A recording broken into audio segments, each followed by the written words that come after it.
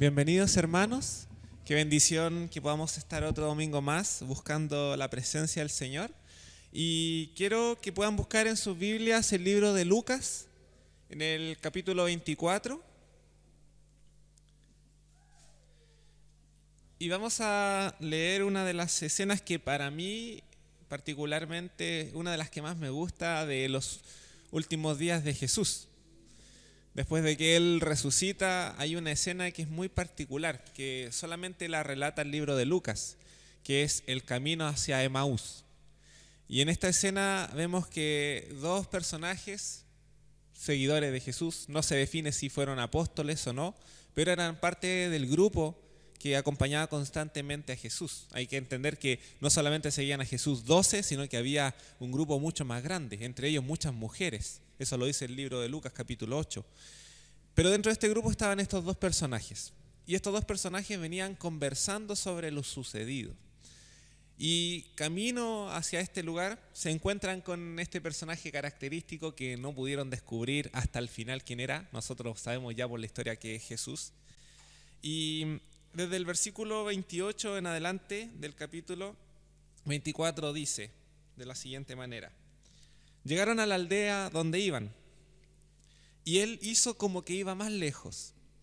Mas ellos le obligaron a quedarse diciendo: quédate con nosotros, porque se hace tarde, y el día ya ha declinado. Entró pues a quedarse con ellos, y aconteció que estando sentado con ellos a la mesa, tomó el pan y los bendijo, lo partió y les dio. Entonces les fueron abiertos los ojos y le reconocieron, mas él se desapareció de su vista. Y decían el uno al otro: ¿no ardía nuestro corazón en nosotros mientras nos hablaba en el camino y cuando nos abría las Escrituras? Y levantándose en la misma hora volvieron a Jerusalén y hallaron a los 11 reunidos y a los que estaban con ellos, que decían: ha resucitado el Señor verdaderamente y ha aparecido a Simón. Entonces ellos contaban las cosas que les había acontecido en el camino y cómo le habían reconocido al partir el pan. Me encanta este pasaje porque cuando siempre lo he leído me he dado cuenta de un detalle muy particular. Cuando Dios abre nuestros ojos cambia nuestro rumbo. Iban hacia Emaús, pero al ver a Jesús y al reconocerlo, no siguieron, se devolvieron a Jerusalén. Había una promesa, que era que ellos estuvieran reunidos esperando el Pentecostés. Pero cuando Dios abre nuestros ojos, las cosas cambian.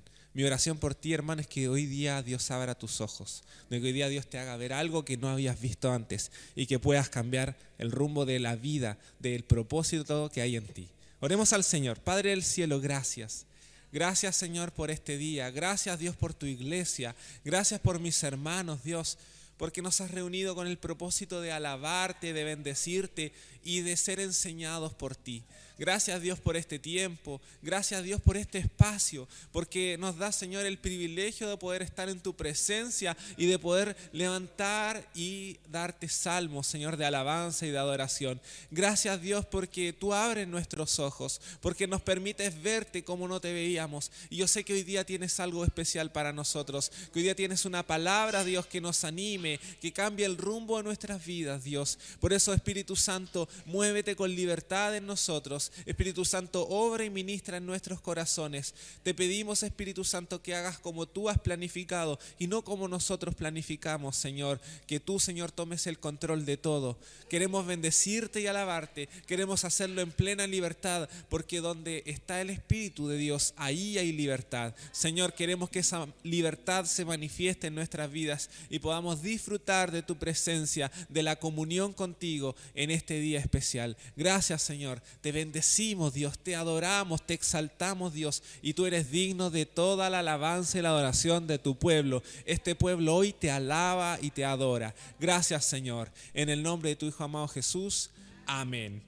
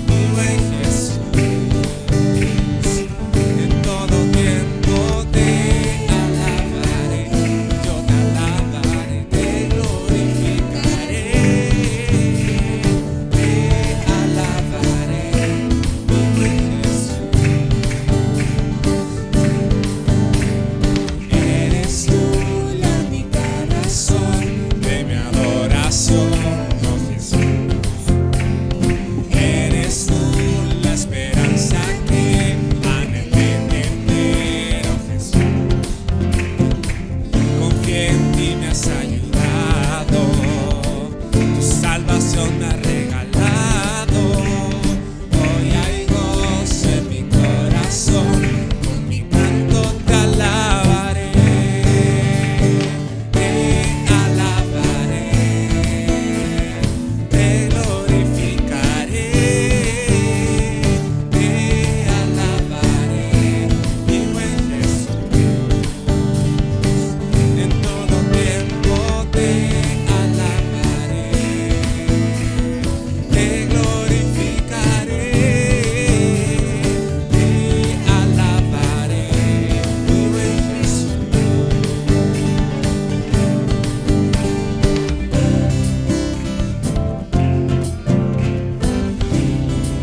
Señor, te alabo.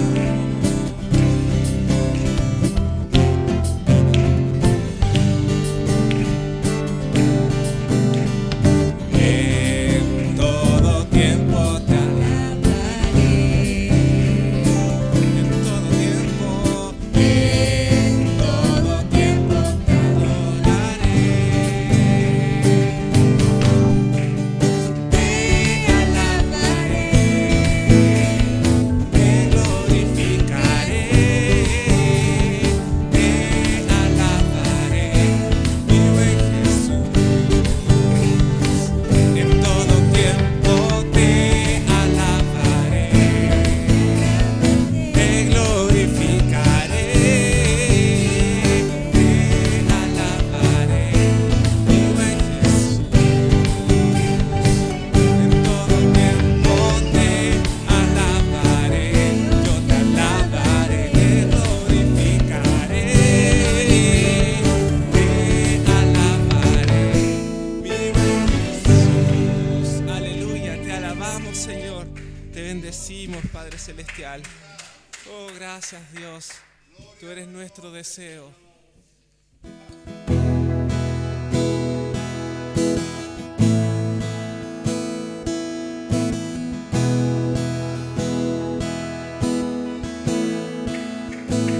Si mis tesoros han perdido todo su valor, y en este mundo ya no encuentro más satisfacción, es porque he probado y he podido ver a Cristo Jesús.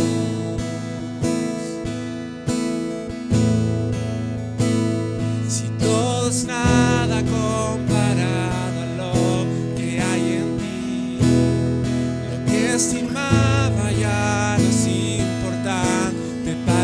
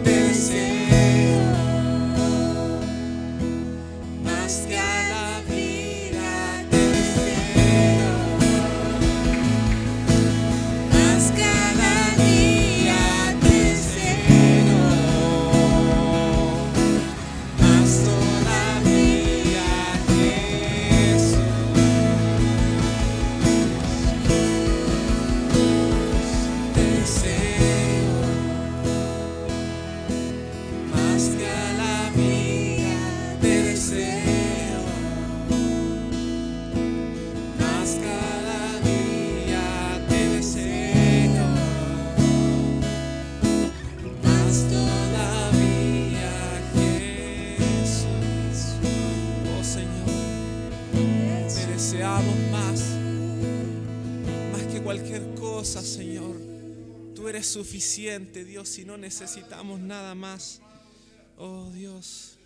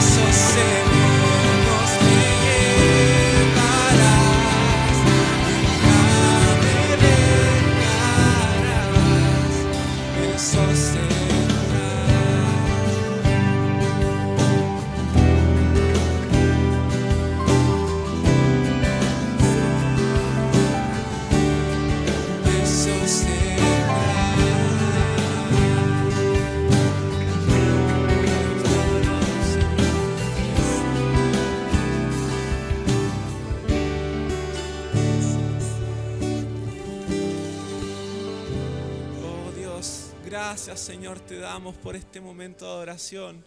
Oh, te cantamos, Dios, con corazones sinceros, con corazones genuinos. Oh, te alabamos, Padre Santo. Tu pueblo te adora, tu pueblo te alaba, Señor. Cantamos un himno con un corazón genuino delante de tu presencia. Gracias, Dios. Gracias, Padre Celestial. Tu presencia está en medio de nosotros. Gracias, Dios. A veces no nos damos cuenta cuánto nos comprometemos con el Señor en lo que cantamos. No es cantar por cantar, sino que estamos haciéndole al Señor una ofrenda, un compromiso. Estamos diciendo al Señor, esto es lo que quiero hacer para ti. El problema es que el Señor nos va a decir, este es el momento en que te lo demando. Este es el momento en que pido eso que me prometiste. Y es una canción que compromete, es una canción que nos pone en aprietos, pero en buenos aprietos. Quiero comenzar una nueva serie de mensajes que nos va a desafiar. Siempre me río y le digo a mi esposa, creo que entregué una palabra muy dura. Ayer estuve con los jóvenes, Dios ya está formando un lindo grupo de jóvenes y después llego a la casa y le digo a mi esposa, creo que fui muy duro. Y me dice, si es lo que el Señor te entregó, eso es lo que tienes que entregar. Y Dios nos desafía, y si nos desafía es por algo. Y estos 3 mensajes que quiero compartir con ustedes son 3 áreas en las que tenemos que ser fortalecidos. Hay debilidades en nosotros que tenemos que corregir. Y la primera de ellas que el Señor usaba a mi hermana Bexia para decir es el tiempo. Y quiero que me acompañen al libro de Primera de Reyes en el capítulo 20, versos 35 al 43. Y estos 3 mensajes que voy a compartirles tienen 3 historias extrañas de la Biblia. Son esas 3 historias o típicas historias que evitamos conversar, compartir o reflexionar porque son difíciles de tratar. Pero creo que Dios tiene algo especial en estas historias que nos van a ayudar a reflexionar y a obtener una enseñanza práctica para nuestras vidas. Así que Primera de Reyes, capítulo 20, versos 35 al 43. Y dice así la palabra del Señor. Entonces, un varón de los hijos de los profetas dijo a su compañero por palabra de Dios, hiéreme ahora. Mas el otro no quiso herirle. Él le dijo, por cuanto no has obedecido a la palabra de Jehová, he aquí que cuando te apartes de mí, te herirá un león. Y cuando se apartó de él, le encontró un león y le mató. Luego se encontró con otro hombre y le dijo, hiéreme ahora. Y el hombre le dio un golpe y le hizo una herida.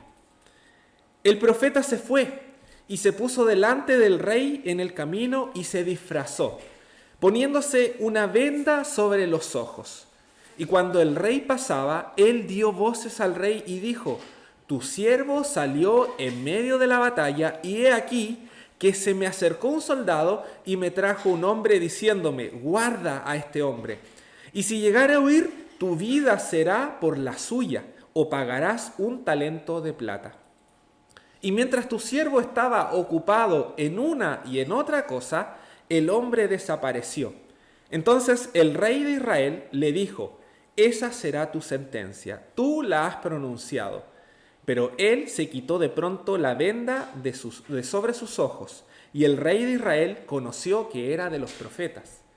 Y él le dijo, así ha dicho Jehová, por cuanto soltaste de la mano el hombre de mi anatema, tu vida será por la suya y el pueblo por el suyo. Y el rey de Israel se fue a su casa triste y enojado y llegó a Samaria. Padre del cielo, gracias por tu palabra. Gracias por este tiempo especial donde tú, Señor, nos haces introducirnos en aquello que quieres enseñarnos. Gracias, Dios, porque tú hoy día nos exhortas, nos animas, nos reprendes también, Señor, y todo esto para nuestra edificación. Por lo que queremos, Señor, tener corazones receptivos a tu palabra, corazones, Señor, atentos a tu mensaje, que puedan guardar como un tesoro tu enseñanza en nuestros corazones. Gracias, Dios. Gracias por este tiempo y gracias porque tú otra vez nos animas a cambiar el rumbo de nuestras vidas cuando nuestros ojos son abiertos. Gracias, Padre Celestial. En tu nombre, Jesús. Amén. Aleluya. Es una historia extraña, con un suceso extraño por algo muy particular. Los profetas eran muy especiales en la forma en que entregaban los mensajes. Hay diferentes formas en que ellos entregaron los mensajes, hay diferentes técnicas que usaron, pero todos eran muy particulares. Y este profeta, que no se dice su nombre, sino que se dice que él era un hijo de los profetas, alguien que sí había sido escogido por Dios, tiene la misión no menor de tener que profetizarle y hablarle a quizás el rey más malo que tuvo la nación de Israel. Ese rey se llamaba Acab. Pero para poder entender esto hay que entender un poco la historia de qué es lo que lleva a esto. Había un rey asirio, dentro de las conquistas de los asirios que terminaron por conquistar Samaria y el reino del norte. Los asirios eran en ese tiempo la nación más poderosa de la tierra. Los asirios eran chacales, eran horribles. Las acciones más crueles y violentas que pudieron hacer una nación en la tierra la hicieron los asirios. Empalaban a los israelitas, cortaban sus cabezas. A muchos de ellos los sacaron de la nación y los mezclaron, hubo una mezcla étnica, por eso había un rechazo entre los judíos y los samaritanos. Eran horribles. Y el rey que estaba en ese entonces en Asiria era Ben-Hadad. Era un rey malvado, cruel. Y ese rey se levanta y le manda un mensaje a Acab. Y le dice a Acab: Acab, quiero que me des todo el oro que tienes, toda la plata que tienes, quiero que me des a tu esposa, a tus hijos y a los hijos de tu pueblo. Todos son míos. Y Acab le responde: sí, rey, todo el oro y toda la plata es tuyo. No le dijo mis hijos, mi esposa, ni los hijos de mi nación. Y el rey Ben-Hadad, otra vez le envía un mensaje al rey Acab y le dice: yo no te dije eso. Yo te dije: quiero tu oro, quiero tu plata y quiero a tu esposa, a tus hijos y a los hijos de tu pueblo. Vinieron los consejeros a Acab y le dijeron: rey, no le digas que sí. No le puedes entregar todo esto al rey. Entonces viene un hombre del Señor y le dice: yo te voy a entregar al rey Ben-Hadad. Tienes que destruirlos a todos. Tienes que destruir al rey, tienes que destruir a su pueblo, no tienes que dejarlo nada en pie. Y hay una razón muy puntual, porque luego Ben-Hadad dice, cuando Dios les libra en la primera batalla, Ben-Hadad dice: este es rey de los montes, este es Dios de los montes, es Señor de los montes. Y como peleamos en un monte y fuimos vencidos, mejor peleemos en el valle. Aquí no nos van a ganar. Y dice que Dios dijo a través del profeta: por cuanto Ben-Hadad dijo que yo era Dios de los montes y me ha quitado mi gloria, entonces yo le daré a Acab la victoria y destruiré a los asirios. Nuevamente viene en una batalla que duró una espera de un año, viene Acab con su ejército y nuevamente vencen a Ben-Hadad. Dios les libra. Pero nuevamente huye Ben-Hadad. ¿Y saben lo que hizo Acab? Le dijo: si él está vivo, él es mi hermano, que venga. Lo voy a liberar. Y Ben-Hadad le dice: todo lo que hizo mi padre contra ti, yo ahora te lo voy a restituir. Y todas las riquezas que yo te robé, te las voy a devolver. Y vamos a hacer pacto. Y Acab le dijo a Ben-Hadad: ok, hagamos pacto, vete en paz. ¿Fue eso lo que le dijo el Señor? Dijo: destrúyelo. Hay una historia muy parecida en la Escritura, que es la historia de Saúl. Muy recurrente esta misma escena, donde se ve a Saúl que Dios le envía a destruir completamente a otra nación y Saúl deja vivo a su rey. Y deja vivo un ganado también para ofrecer holocausto al Señor. Y le dice, esto es para el Señor. Quiero poder entregarte 5 acciones que tenemos que evitar respecto al tiempo. ¿Se dieron cuenta de la profecía que le dio este hombre del Señor a Acab? Le dijo, a través de su propio ejemplo, estaba ocupado en una cosa y en otra. Eso es mal uso del tiempo. Quiero volver a ese versículo, verso 40. Dice, y mientras tu siervo estaba ocupado en una y en otra cosa, el hombre desapareció. Entonces el rey de Israel le dijo, esa será tu sentencia y tú la has pronunciado. Me gusta mucho poder ver otras versiones de las escrituras que pueden decir algo al respecto. La versión NBI dice, mientras este servidor de su majestad estaba ocupado en otras cosas, el hombre se escapó. La versión Palabra de Dios para Todos dice, y mientras tu siervo hacía esto y lo otro, el prisionero desapareció. Y la versión Dios habla hoy dice, y como este servidor se entretuvo en otras cosas, el prisionero se me escapó. La verdad es que como pueblo de Dios usualmente nos ocupamos, vivimos ocupados, pero no siempre ocupados en las cosas del Señor. Ocupados en otras cosas o entretenidos en otras cosas. Por eso quiero hoy día destacar esas 5 acciones que tenemos que evitar como cristianos, porque estamos probablemente ocupando mal el tiempo.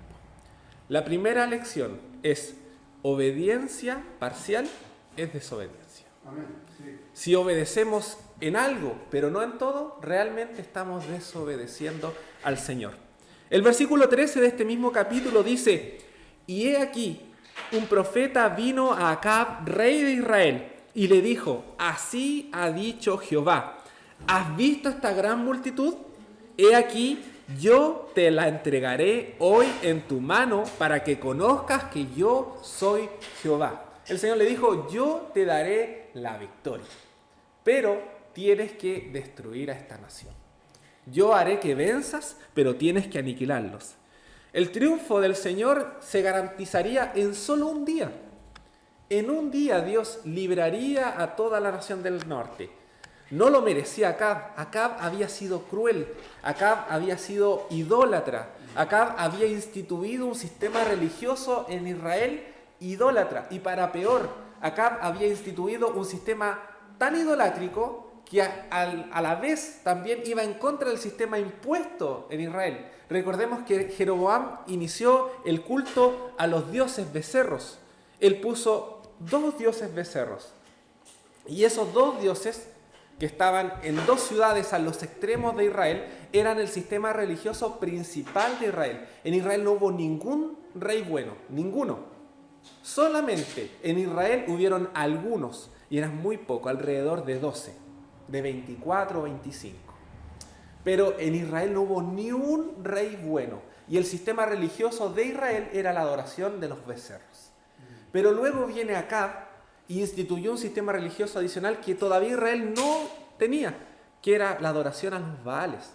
Y esa fue instituida por su esposa, una mujer idolátrica, hija del rey de Sirio y Fenicia, de los sidonios, y ella instituyó la adoración directamente a Baal. ¿Se acuerdan de esa escena en donde está Elías con los profetas de Baal? Él pide fuego del cielo. Ese era el sistema religioso que tenía Israel. Y era un sistema barbárico, porque Baal, el dios Baal, exigía el sacrificio de los niños. Niños ofrendados y sacrificados a Dios, a ese dios pagano. El tema es que este dios Baal, era aquel Dios que exigía cosas que destruían la integridad y la santidad de Israel. Y a este Dios adoraba Acab. Acab era malo, totalmente malo. Fue un patrón religioso, fue un patrón de liderazgo tan malo que incluso cuando un rey hacía lo malo delante del Señor se le comparaba con Acab. ¿Se acuerdan cuando se dice, y este rey hizo lo bueno como lo hizo David su padre? Ya, el caso contrario era Acab. Y este rey hizo lo malo como lo hizo Acab. Esos eran los extremos. Acab era malísimo, pero Dios aún así quiso librarlo. Pero no quiso librarlo porque Acab lo mereciera, ni incluso porque Israel lo mereciera. Era solamente por la gloria del nombre del Señor. Él no iba a permitir que ningún rey de la tierra se burlara de su nombre. He repetido varias veces esto. A veces creemos que es por nosotros.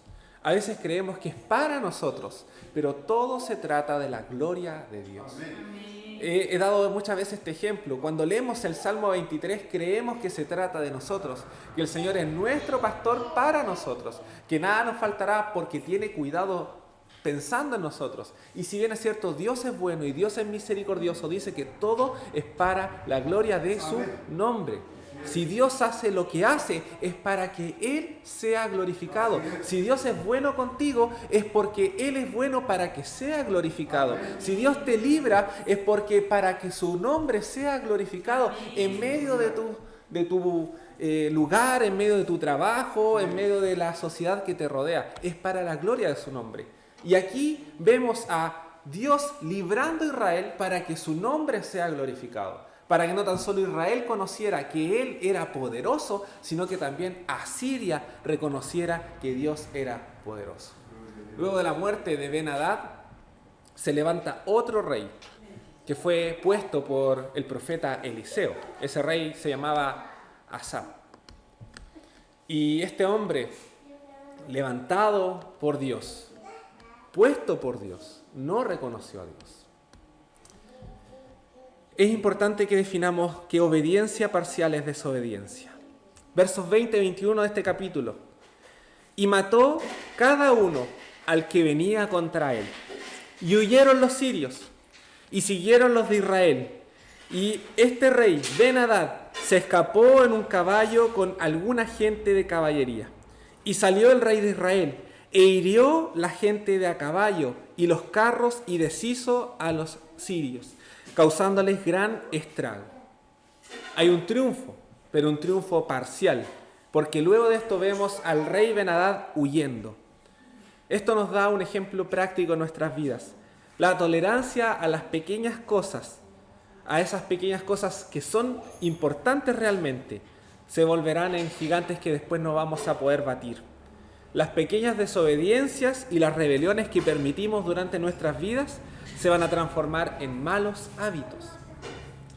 Postergar las cosas hoy no te va a animar a hacerlas después.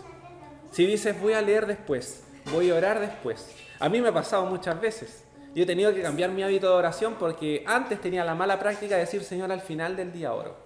Y al final del día estaba tan cansado que cuando me acostaba se me había olvidado orar o oraba casi durmiendo.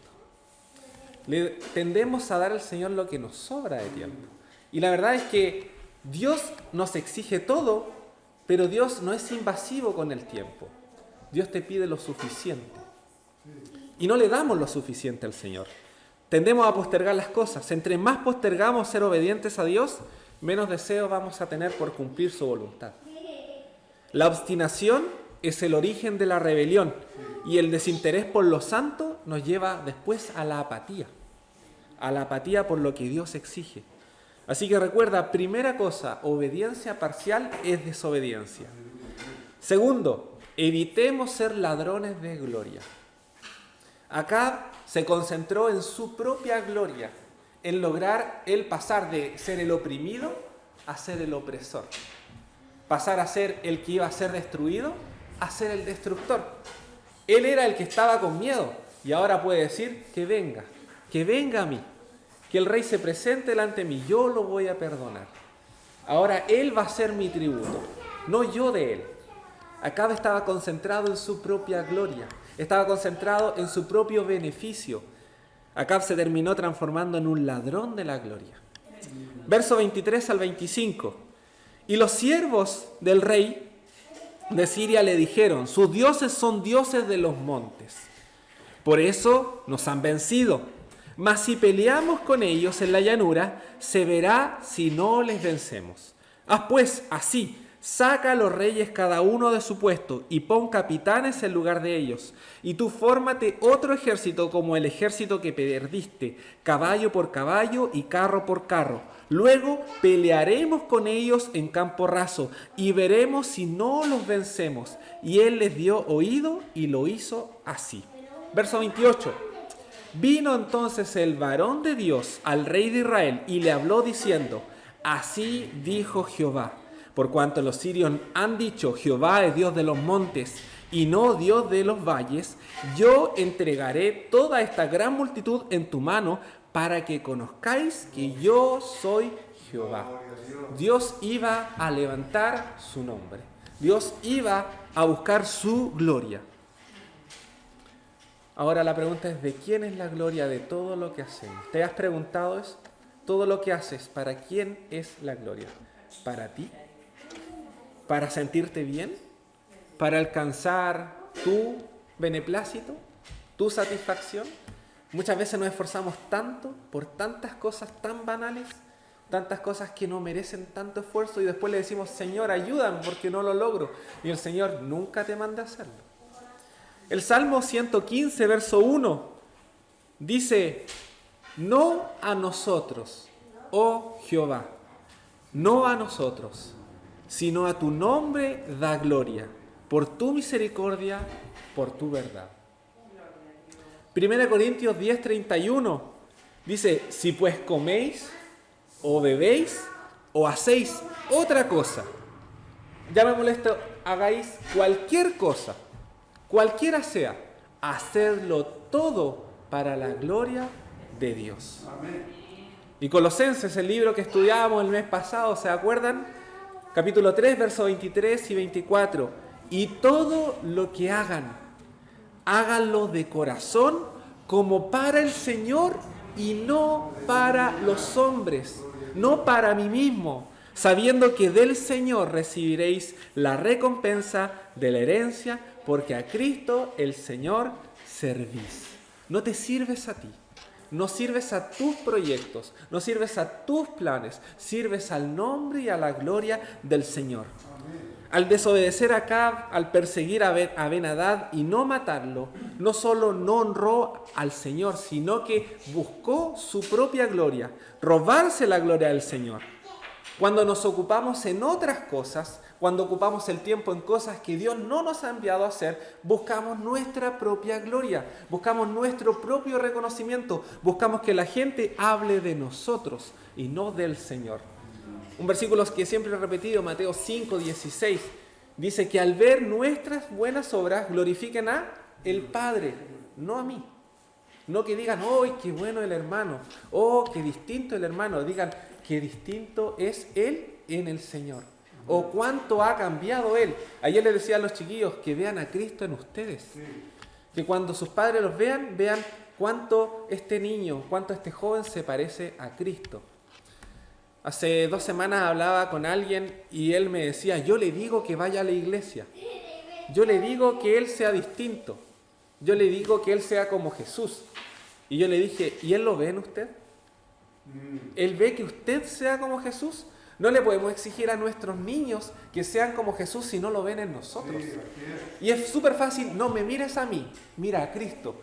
La Biblia dice que tienen que ver a nosotros en Cristo. Pablo decía, imítenme a mí porque yo imito a Cristo. Si lo ven en mí, háganlo así. Y si pueden hacerlo mejor, aún así.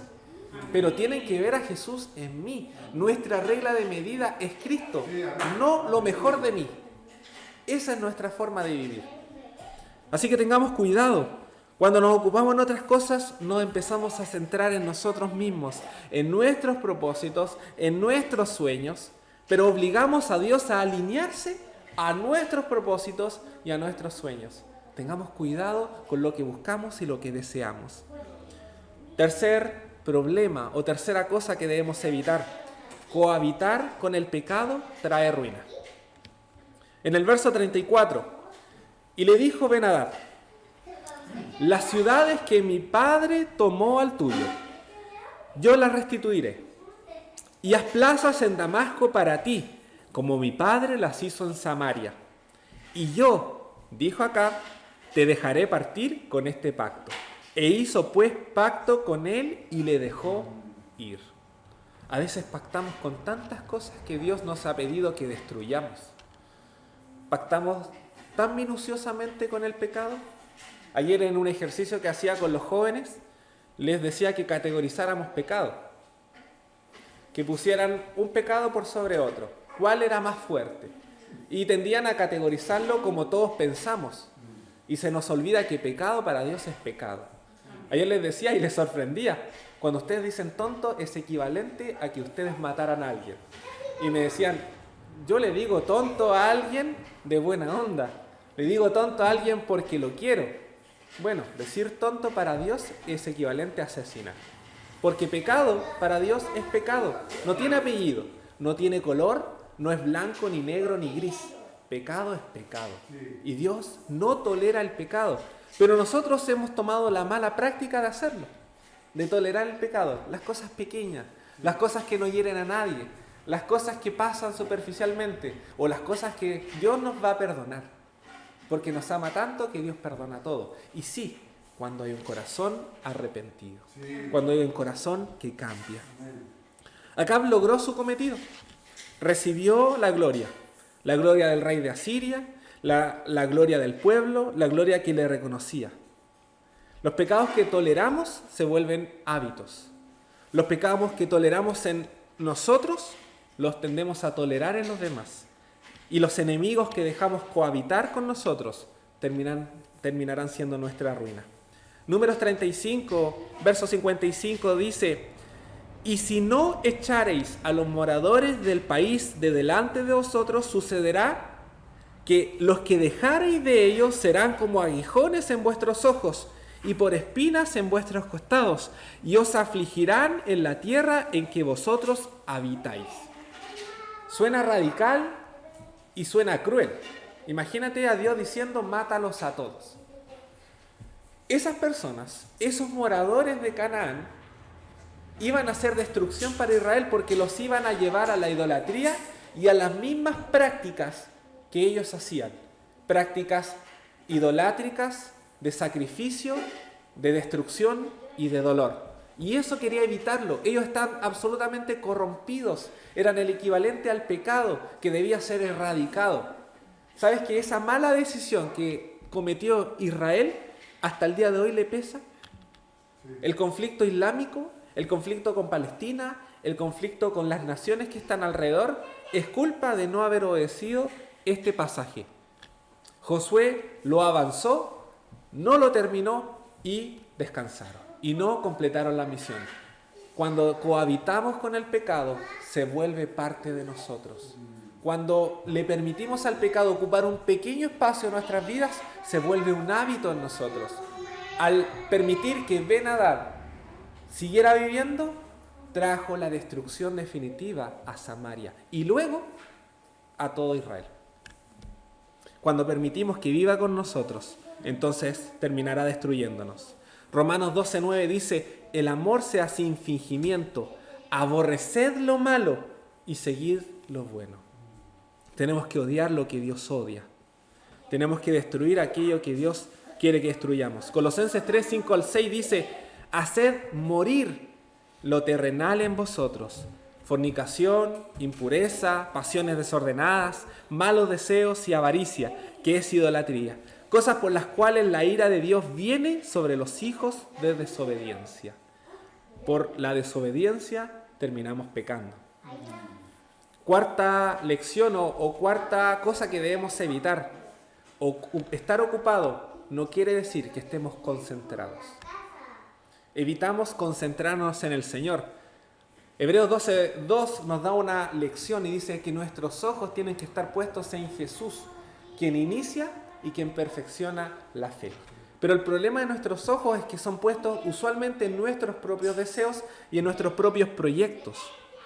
En el verso 40 dice, y mientras tu siervo estaba ocupado en una cosa y en otra, el hombre desapareció. Lo que el hombre de Dios, el profeta, le quiso mostrar al rey era que el rey se preocupó de cualquier cosa menos de cumplir la voluntad del Señor. ¿En qué estás ocupando tu tiempo? ¿En qué estás poniendo tus energías y tus esfuerzos?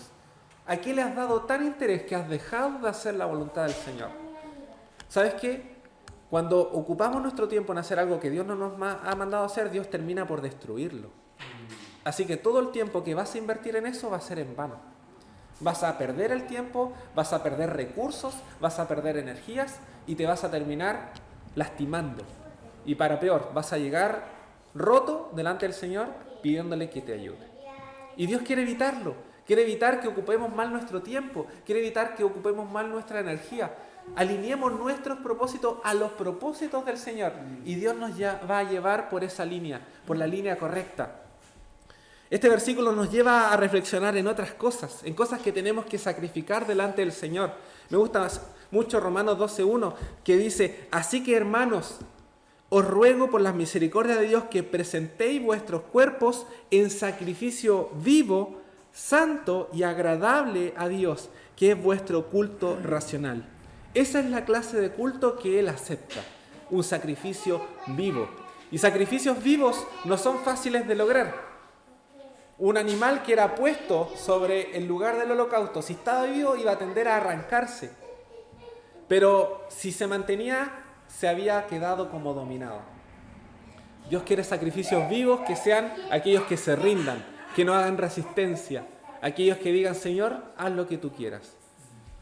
Una vez escuché del pastor Sugel Michelén tener una conversación con el Señor y le dijo: Señor, ¿cuánto pides de mí? Estoy dispuesto a darte el 50% de mi tiempo. Y el Señor le dijo: no, yo lo quiero todo. Le dijo: Señor, negociemos, te ofrezco el 90% de mi tiempo. Y el Señor le respondió: no, yo lo quiero todo. Y por último, el pastor le preguntó al Señor: Señor, si me dejas el 1%, yo prometo enfocarme 100% en lo que tú me pides. Y el Señor le respondió: no, yo no negocio, yo lo quiero todo. Dios quiere todo tu tiempo. Dios no va a negociar contigo. No estamos en posición de negociar. Dios te pide todo, todo tu tiempo. Cuando Dios, a través de Jesucristo, les dijo: tienen que abandonar padre y madre, y dio un sinfín de ejemplos, Dios está diciendo que todo lo que nosotros dejemos sea equivalente a aborrecerlo todo comparando con el amor que tenemos por Cristo. Dios no te está pidiendo que abandones tu hogar. Dios no te está pidiendo que abandones tu trabajo o que abandones los sueños que hay en tu corazón, siempre que esos sueños estén alineados con el Señor, siempre que tu familia no sea impedimento para buscar al Señor, siempre que tu trabajo no te quite el interés por poner primero a Cristo. Si todo lo demás se vuelve aborrecible en comparación con el amor que tienes por Cristo, Dios lo permite. Si no, córtalo. Es una distracción, es un problema y le quita la gloria al Señor. Lucas 9, 23 y 24 dice: y decía a todos: si alguno quiere venir en pos de mí, niéguese a sí mismo, tome su cruz cada día y sígame, porque todo el que quiera salvar su vida la perderá, y todo el que pierda su vida por causa de mí, éste la salvará. Romanos 6, 13 dice: ni tampoco presentéis vuestros miembros al pecado como instrumentos de iniquidad, sino presentaos vosotros mismos a Dios como vivos de entre los muertos, y vuestros miembros a Dios como instrumentos de justicia. Quinta lección y última: sin arrepentimiento no hay transformación.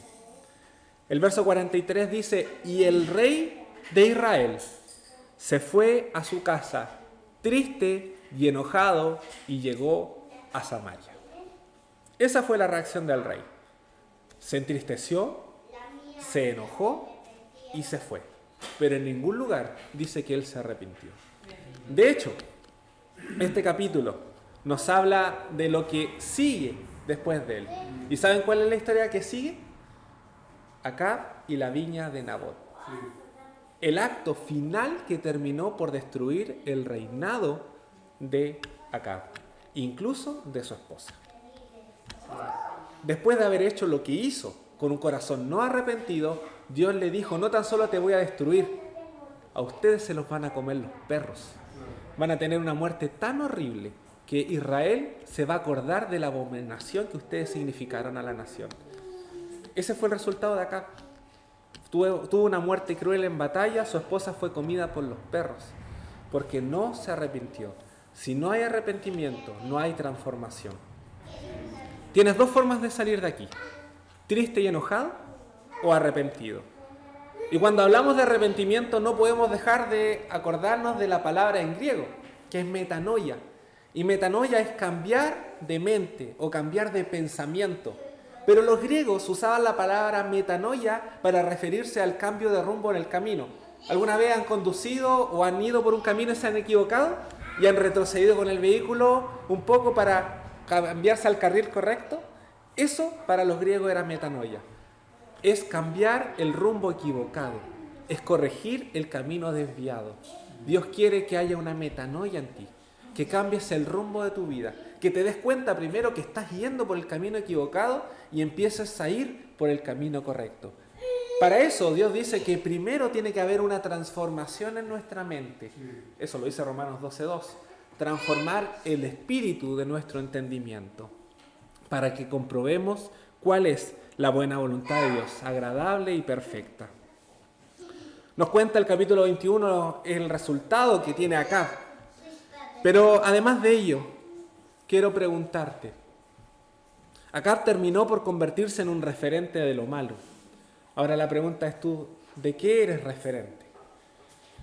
Tengo un hijo que está por nacer en no más de un mes y medio y ya me estoy preguntando, ¿qué ejemplo le voy a dar? ¿Qué es lo que él va a ver en mí? ¿Qué es lo que él va a ver y hacia dónde se va a proyectar? Tengo que mostrarle que Jesús vive en mí y que soy como Cristo. Y ya estoy preocupándome de ello. Ahora la pregunta es, ¿qué están viendo tus hijos en ti? ¿Qué están viendo tus hermanos en ti? ¿Qué están viendo tus padres en ti? Y quiero decirte que muchas veces las personas no vienen a Cristo en nuestra familia por lo que ven en nosotros. Porque nos ven ser de una manera distinta a lo que predicamos. Así que quiero dejarte con esta última conclusión y pensamiento. Acompáñenme a Jeremías capítulo 9, versos 12 al 24. Voy a pedir a Polet también que lo ponga. Jeremías 9, 12 al 24. Y con esto quiero que Dios nos ministre el día de hoy.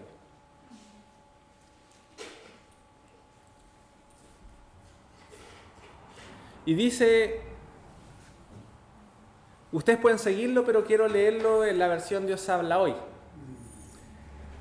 ¿Quién es lo bastante sabio para comprender esto? ¿A quién le ha dado a conocer el Señor estas cosas para que Él se las pueda explicar a los demás? ¿Por qué está el país en ruinas, seco, como un desierto por donde nadie pasa? El Señor les responderá. Todo esto sucedió porque los israelitas abandonaron las instrucciones que yo les di. No me obedecieron y no las pusieron en práctica. Siguieron tercamente las inclinaciones de su corazón y dieron culto a dioses falsos, como sus padres les enseñaron. Por eso yo, el Señor Todopoderoso, el Dios de Israel, digo, voy a darles de comer algo muy amargo. Voy a darles de beber agua envenenada. Los voy a dispersar entre naciones que ni ellos ni sus padres conocieron. Haré que los persigan espada en mano hasta que no quede ni uno solo. El Señor Todopoderoso dice, atención, manden a llamar a las mujeres que tienen por oficio hacer lamentación. Sí, que vengan pronto y que hagan lamentación por nosotros. Que se nos llenen de lágrimas los ojos y nuestros párpados se inunden de llanto. Desde Sión nos llegan ayes de dolor. ¡Ay! Cómo hemos quedado en ruinas. ¡Qué deshonra hemos sufrido! Tenemos que abandonar nuestra patria, nuestros hogares están en ruinas. Mujeres, escuchen la palabra del Señor y pongan atención a su mensaje. Enseñen a sus hijas a llorar y a sus amigas a lamentarse así. La muerte entró en nuestros hogares, llegó a nuestros palacios, mata a los niños en las calles y a los jóvenes en las plazas. Los cadáveres de los hombres quedaron tendidos como estiércol en el campo, como espiga que cae detrás del segador y que nadie la recoge. Y el Señor así lo afirma. Pero el Señor dice, Que no se enorgullezca el sabio de ser sabio, ni el poderoso de su poder, ni el rico de su riqueza. Si alguien se quiere enorgullecer, si alguien quiere tener gloria, que se enorgullezca de conocerme, de saber que yo soy el Señor, que actúo en la tierra con amor, con justicia y con rectitud, pues eso es lo que a mí me agrada. Yo, el Señor, lo afirmo. Eso todavía no sucedía, pero sucedió. El Señor usó al profeta Jeremías para decirle al pueblo de Israel que si no cambiaban en la última oportunidad que tenía, ellos iban a ser cautivos. El mismo fin que tuvo Samaria y la nación de Israel, la tuvo también la nación de Judá. Y Dios se los dijo. Dios le dijo, si no cambian el rumbo de sus vidas, esto les va a pasar. Yo soy celoso y soy celoso del tiempo. Pero si quieren tener gloria, si quieren lograr sus objetivos, enorgullezcanse de esto, de conocerme a mí y de saber que yo actúo con amor, con justicia y con verdad. Y eso el Señor lo firma. Si quieres algo que te gloríe, gloríate en conocer al Señor. Gloríate en tener intimidad con el Señor. Gloríate en obedecer al Señor. Dios demanda hoy de ti tu tiempo. Oremos al Señor. Padre del cielo, gracias. Gracias por tu palabra, Dios. Gracias por este tiempo en que tú nos has hablado, Dios, en el que tú nos has desafiado. Señor, no queremos estar más ocupados en una cosa y en otra. No queremos más ocupar nuestro tiempo y ponerte excusas. Decir, hoy día estoy muy ocupado para esto. Hoy día estoy muy ocupado para congregarme. Tengo tantas cosas que hacer que esto voy a dejarlo para después. Señor, hay una frase que me gusta de Martín Lutero, que dijo, tengo tantas cosas que hacer hoy que las primeras 3 horas del día las voy a pasar de rodillas. Señor, que el tiempo podamos ocuparlo bien, que podamos ocuparlo en ti, en lo más importante, a tus pies, Señor. Ayúdanos a reocupar el tiempo, a reformular el tiempo que usamos y hacerlo directamente en tus propósitos, en tus planes, Señor. No queremos más ocupar el tiempo en una cosa o en otra, sino en lo que tú nos has enviado a hacer. Queremos estar ocupados y concentrados en tus planes para nuestras vidas, Señor. Perdónanos por el tiempo mal ocupado, perdónanos por el tiempo mal invertido, por el tiempo perdido, Señor, y ayúdanos a reorganizarnos para ser efectivos en tu obra, Dios. Gracias por tu palabra, Señor, gracias por tu iglesia. Ayúdanos, Señor, a salir de este lugar, no con la actitud que tuvo Acab, sino que con un arrepentimiento genuino para poder usar bien el tiempo, Dios, porque el tiempo tuyo está cerca. Saber ocupar bien el tiempo, Señor, es parte esencial de la vida del cristiano. Ayúdanos, Señor. En tu nombre, Jesús. Amén. Amén.